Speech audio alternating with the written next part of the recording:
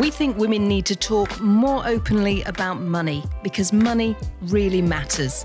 It shouldn't be embarrassing or confusing. Join the conversation. We'll be discussing a whole range of topics which will help you get comfortable with your finances. Money Matters. Brought to you by AJ Bell. Hi, and welcome to another Money Matters podcast. I'm Laura Suter. And I'm Danni Hewson. And this episode, we're going to deal with career breaks. And we don't just mean the obvious time when you have time out to have kids, but also taking time out to travel. And with the weather like this, it seems like a good idea. Seems like a very good idea to me as well. Also, taking time out for other caring responsibilities like elderly parents, or maybe even retiring and then deciding to get back into the workforce. We'll be talking through tips to plan ahead so your finances suffer the smallest shock possible. And I'm also going to be talking to Jessica Chivers from the Comeback Community, coach, podcaster, and author who helps women make the transition back into the workplace. Because it's hard, Laura, getting back into the workplace. I remember when I returned after having kids and the shock of going from just, talking about baby poo and weaning to suddenly having to use your brain again. Yeah, and I think that kind of transition, I found it really hard going from being on maternity leave to being back in work and your child being in childcare and trying to get back into the job and remember what you were doing and remind people that you're there. I think your confidence definitely takes a knock when you've had a period of time off, even if it's, some people only take a few months off. Even after that period, I think you would still find it quite a tricky transition. I only took a few months off. I only had 6 months off, but I did feel completely split, torn in two when I went back, because part of me wanted to be still with the kids and a part of me was really glad to be back at work. But it is incredibly difficult. And we thought we'd start with some of the figures that Money Matters pulled together from a survey that we did when we launched this campaign. We found that 39% of women had taken a career break of 5 years or longer, compared with just 17% of men. And of those women who had taken a break, 41% found that their long-term financial prospects had been impacted. So is there anything that you can do to mitigate the impact of, say, taking time out to have kids? Say if someone's planning to have kids in the next couple of years, or maybe if they're expecting right now, Laura, what sort of things should they be thinking about? Yeah, I definitely think it's important to plan your finances. Your income is going to take a hit during this period, and it's about working out how you can mitigate some of the impact of that. So if you're planning to have kids in a few years' time and you're super organized, you might want to start saving now for that so that you can supplement your income with some savings during that period, or just saving up for things like a lot of the pricey things that babies require, like prams and cots and all of those things. But I think some people maybe don't plan out that much, and maybe they'll find they're expecting now and they don't have that long lead-in period to it to save money. So I think then it's just thinking about, okay, working out practically what is going to be the hit on your income. How much maternity pay are you going to get? Are you taking shared parental leave? And just really working out the impact on your household income and plan for that. And crucially, I say household income because I think the main thing that you need to do in the lead up to a career break is talk to your partner, assuming you have one, and get fully on the same page about your finances. So both being aware of how much less your income is going to be, or theirs if they're taking time off, how you're both together going to fill that gap. Because I think it's so important to have those conversations ahead of you going off when you're both on an equal footing, both still working. I think it's much harder to have that conversation when you get to the point where you realize you don't have enough money for that month because your maternity pay has gone down to rock bottom levels and you haven't had that discussion. I mean, throw in a crying baby and some hormones into that mix and it's going to be a much trickier conversation than if you go into it as a team, knowing exactly how you're going to tackle that financial side of things. Oh, Laura, you're telling my life story at the moment because I was in exactly that position. And I do remember a point because everything was still going out half and half from my account. And I do remember a point, sleepless nights, sitting on the floor crying because I'm thinking I'm going to have to put the supermarket shop on my credit card. Yeah, so that is definitely an incredibly good tip. Let's go with the preparation a bit more because I've also got quite a number of friends who are lucky enough to be taking time out of their careers to travel. Some have come back after around a year or so. Some have never come back. One in particular has made a life in Australia, and I keep seeing her pictures on Facebook, and I'm incredibly jealous.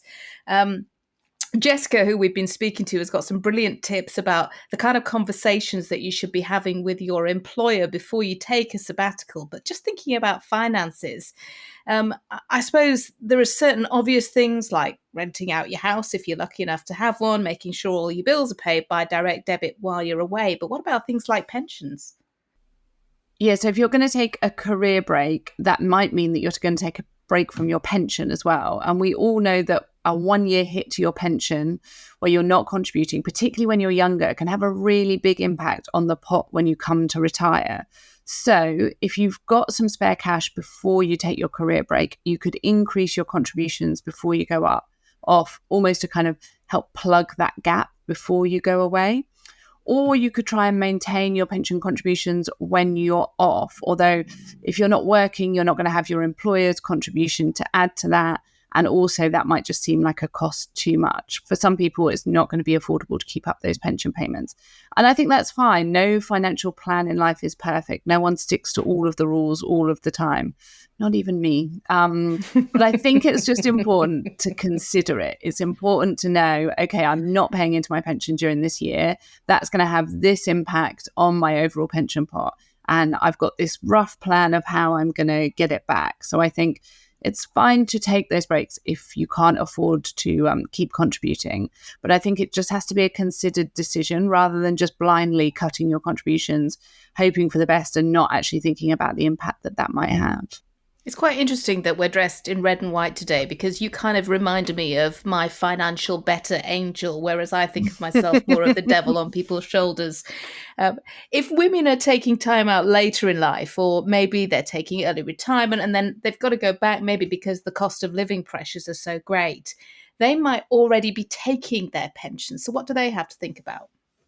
Yeah, there's this big trend called the Great Unretirement. So it's lots of people who retired, particularly during the pandemic. And then they've now decided that they want to go back into the workforce for various reasons. Like you said, cost of living might be one of them. Some people might just realize that they don't like retirement that much, or they want to work a couple of days a week, maybe. There is something that you need to consider if you've already accessed your pension, and that is there's a jargon alert here. It's called the Money Purchase Annual Allowance. I don't know why they give it such a complicated and boring name. It doesn't Maybe even we say need a buzzer pension. for the Oh, we jargon. do. We do. But essentially, it means that if you've already accessed your pension, you have a lower limit of how much you can pay into your pension each year. And it's basically to stop people taking money out of their pension and then recycling it back into the pension and getting tax relief again. The government's actually just increased it, but it means that you can put £6,000 a year into your pension pot. Normally, that would be £60,000 a year. So it's a big difference, and it's just something to be aware of. That means you can't use this time to really stuff your pension pot full of money. I mean, £6,000 a year is still a decent amount of money. That's still £500 a month. But it's just something to be aware of. You might need to reduce your contributions, and you might not be able to max out your employer contributions as well. Okay, before we hear from Jessica about getting your mind in the right space for returning to work, whether or not you're coming back from the great retirement, as you were saying, or whether or not it's just because you've returned from kids or that fantastic break somewhere fantastic. What about your finances? If you're about to get a paycheck again, that's going to be a positive thing, I guess. But do people need to think about making sure that they're claiming things like childcare if that's where they're at, or if they restarted their pension, if they paused paying into it? maybe they also need to think about any benefits, so they're not falling foul of any rules. Yeah, and I think this is particularly important if your salary has changed. Either you've got a much higher salary than before you went off, or maybe you're returning part time and so your salary is lower. It might mean that benefits that you were previously eligible for, you're either no longer eligible for because your salary's increased, or you might now be eligible for them where you weren't before if your salary has dropped. So it's really important to think about these things. So it's things like with childcare, are you entitled to child benefit or tax-free childcare or free childcare hours? With tax-free childcare, I think a lot of people don't realise that they can pay into that while they're on maternity leave. So as soon as your child is born, you can start paying into that account and claim the government money. And that can be a really good way of helping to soften the blow of that childcare hit when you return to work. So the government will give you £2,000 a year. It's actually broken down into £500 a quarter towards your childcare costs. If you pay money in, then the government also pays money in. So you could do that while you're on maternity leave, and then use the money, pay out from that account once your child starts in childcare. The other thing to think about is that pension percentage level that you mentioned there, Danni. So thinking about how much you're contributing to your pension and whether you want to increase it compared to what you were paying in before. So pension contributions are done on a percentage of your salary. If you've gone back on a lower salary, either because you've changed jobs or because you've gone back part-time, that percentage is going to be a percentage of a lower salary. So that's a smaller amount of money that's going to be going into your pension.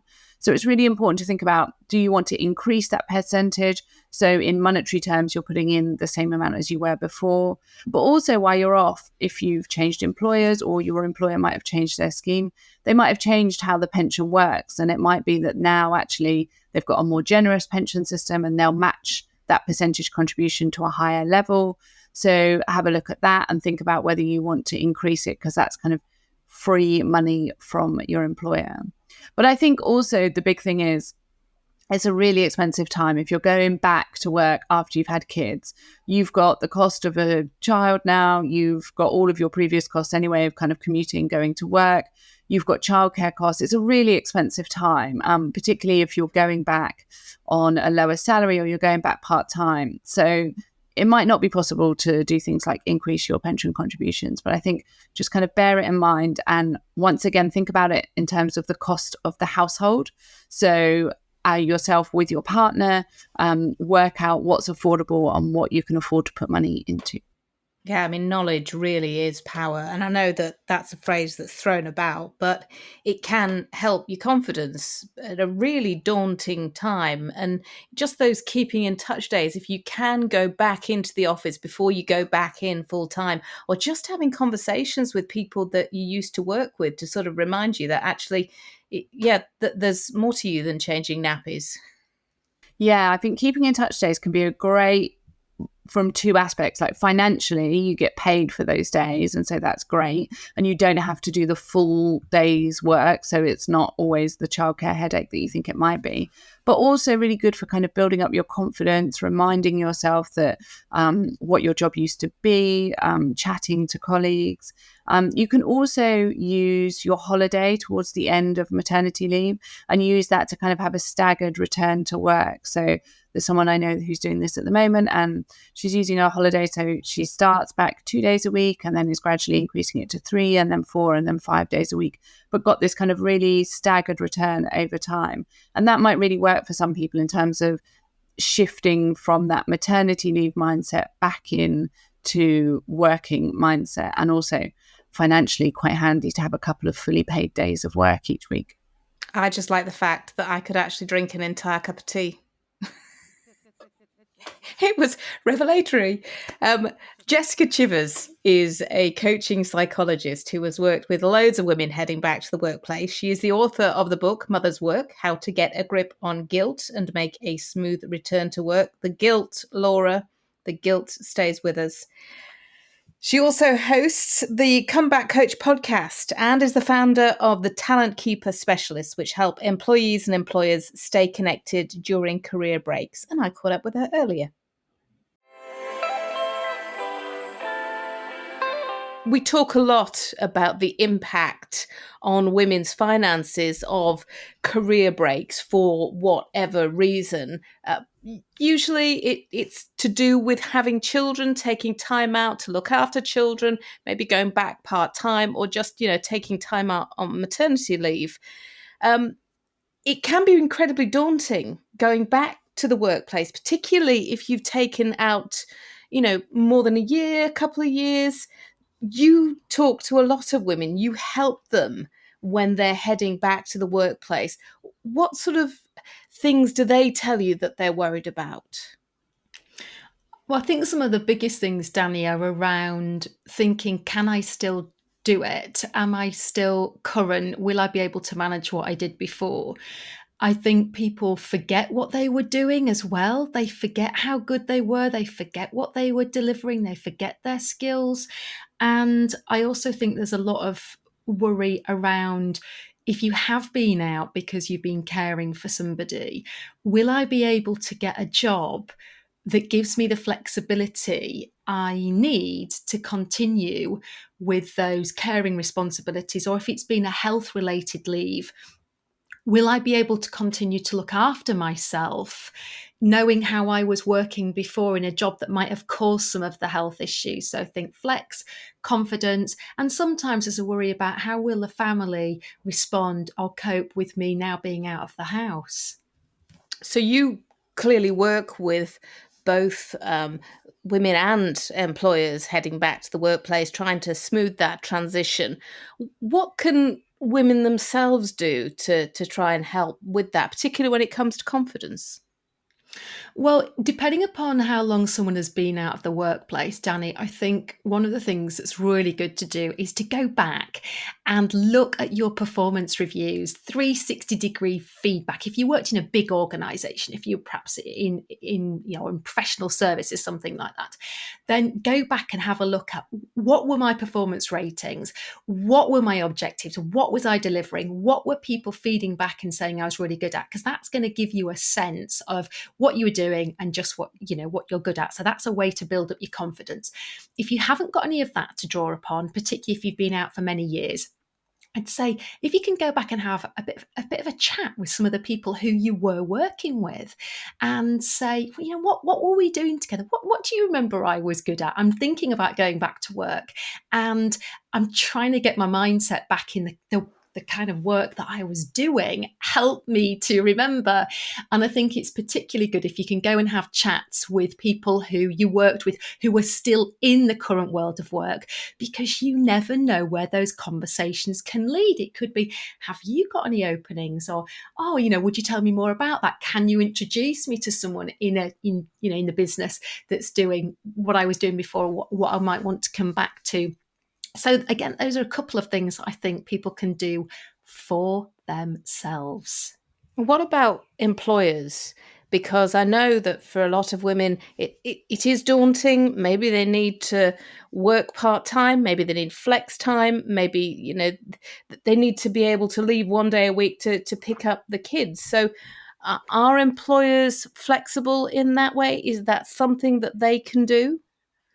Absolutely. And we know that where employers put on the job adverts, this role can be done flexibly, this job can be done as a job share, where they talk about that flexibility, we know they're going to get many more applications. So as an employer, don't put it on the shoulders of the applicants to have to ask for these things, because they may well not ask and even not put themselves into the ring to apply for this. So put it on the job advert and talk about it through the recruitment process. So that's one very definite thing that employers can do. Another thing they can do is specifically go out to target people who are currently away on a break, and they'll have to go and look in different places, because they may well not be on LinkedIn. They will not necessarily be on the books of headhunters, of recruitment consultants. And that's where things like returnship programs come in really helpfully. Or even if you're not offering something like a returnship, but you recognize there is a pool of talent out there who have got skills, yes, they might be dormant or be a bit rusty. When you meet these people, look at their CVs from the bottom upwards rather than looking at the career break gap at the top. See everything that they've done today, and you'll get a very different view of that candidate. Because the labour market is tight. We hear a lot about the need in the country to get older people back into work who've maybe left the workplace during COVID, or they've left because they've got caring responsibilities for their grandkids, or they decided to take early retirement and now maybe they're thinking, actually, do you know what? A little bit of extra cash would be good. So what would you say to them?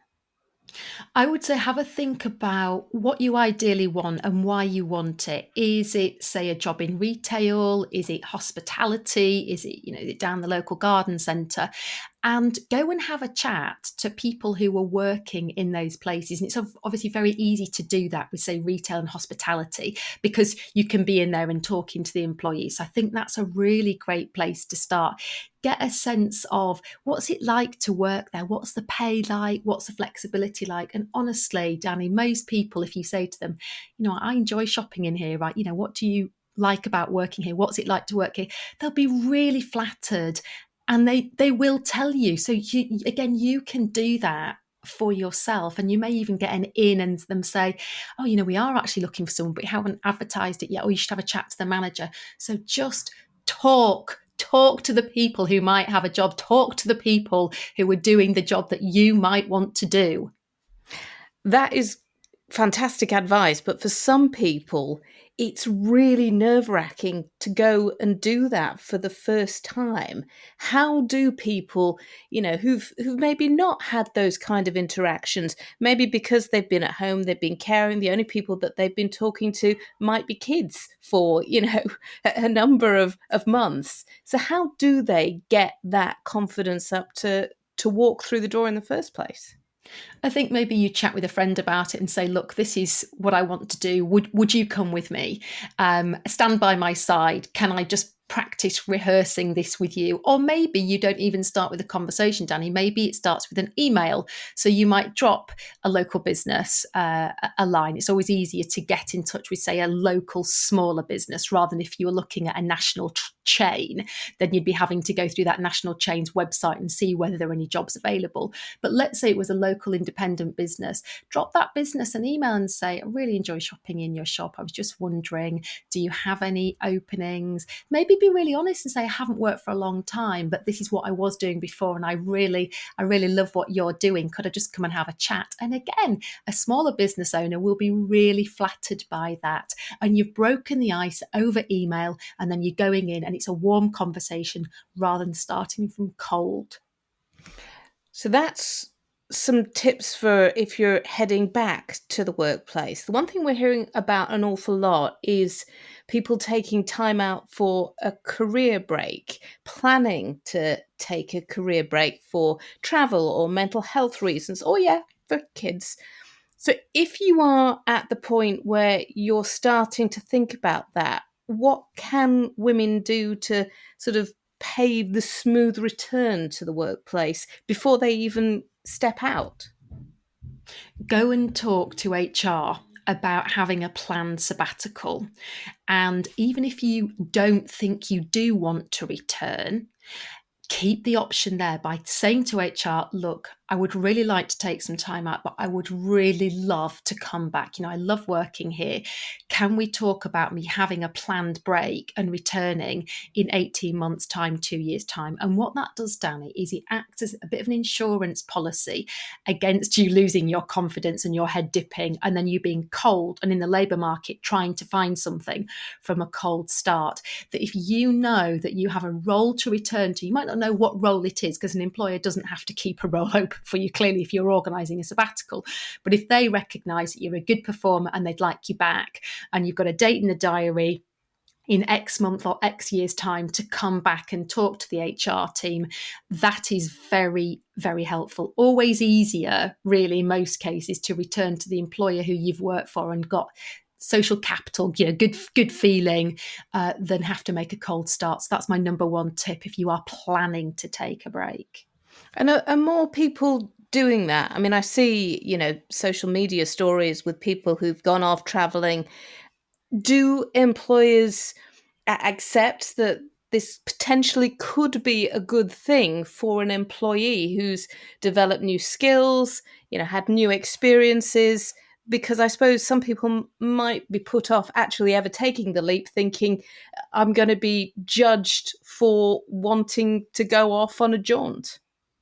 Well, yeah, absolutely. And as I'm sitting here talking to you, I'm just scanning through our we've got an Instagram account called @comebackcom UK, which is where we sort of post things helpful to people coming back to work after a break. And over on the grid, I'm just looking at Christo Carmen. He's the boss at Wise, and he's taking a sabbatical. And we're seeing more men recognizing that there is value in taking a sabbatical. And we've got someone coming up on our own podcast, actually, we're going to be doing a recording with later on in the year, a man who's taking a sabbatical. And I was out with a friend at the weekend saying her line manager is also going to be taking a 6-month sabbatical. So I think the fact that men are taking them is starting to normalise it. These are business leaders. So Christo is the boss at Wise. He's a chief executive and founder of this business. So I think this is becoming more mainstream. We're going to see more people taking sabbaticals for sure.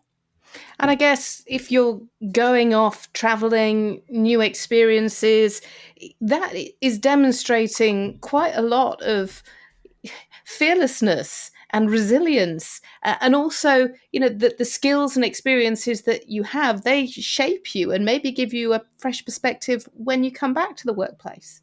Oh, completely agree. And I think it's that freshening up, not just the fresh perspective, because you've seen different things, you've done different things, especially if you've gone and spent some time in other cultures and start to think about things differently.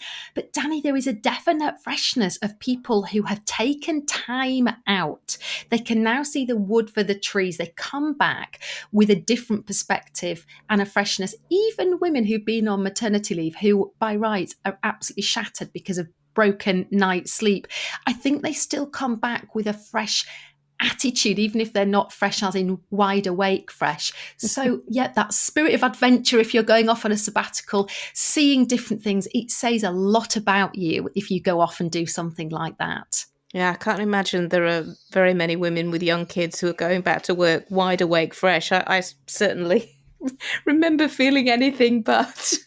Me too, Danni.